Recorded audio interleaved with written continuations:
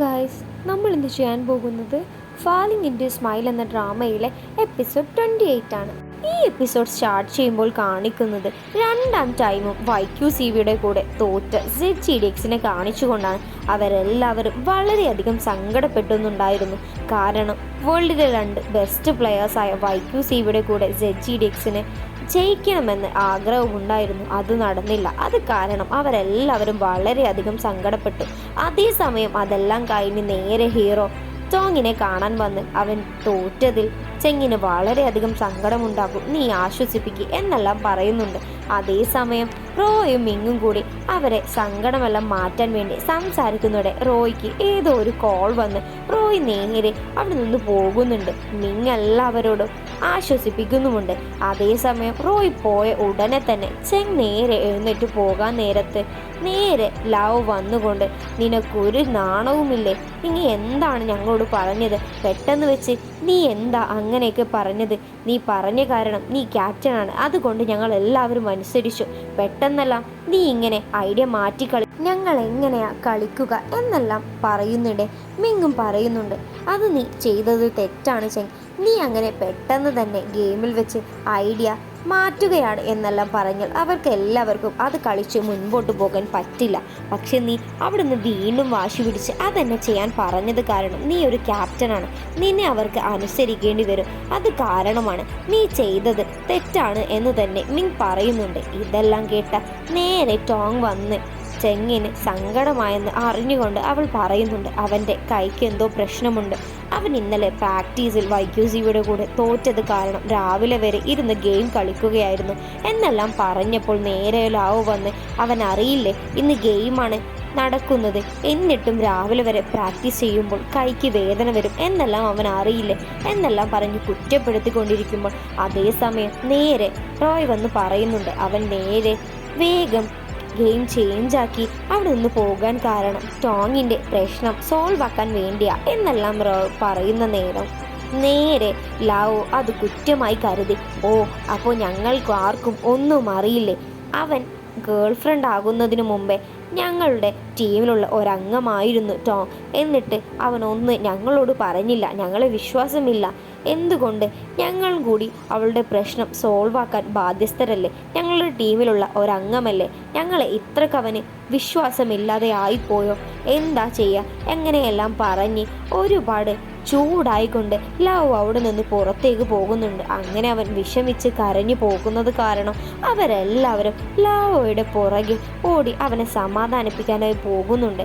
അങ്ങനെ നേരെ പുറത്തെത്തിയതിനു ശേഷം ലവ് പറയുന്നുണ്ട്, വേൾഡിലെ ബെസ്റ്റ് പ്ലെയേഴ്സായ YQCVയും ZGDXും, എന്നിട്ടും ഇതുവരെ YQCV മാത്രമേ ഫൈനലിൽ വിജയിച്ചിട്ടുള്ളൂ, ഞങ്ങളൊന്നും ചെയ്തിട്ടില്ല, അത് കാരണം ഓരോ പ്രശ്നങ്ങൾ ഉണ്ടായത് കാരണമാണ്, ഈ പ്രാവശ്യം നല്ല അടിപൊളിയായി പോകുകയല്ലേ, എന്നിട്ടും ഇത്രയും വർഷമായി അവൻക്ക് ഞങ്ങളെ വിശ്വാസമില്ലെങ്കിൽ പിന്നെ എങ്ങനെയാ അവൻ്റെ കൂടെ ഒരുമിച്ച് കളിക്കുക എന്നെല്ലാം പറഞ്ഞ് ലാവോ അവിടെ നിന്ന് ചൂടായി പോകുന്നുണ്ട്.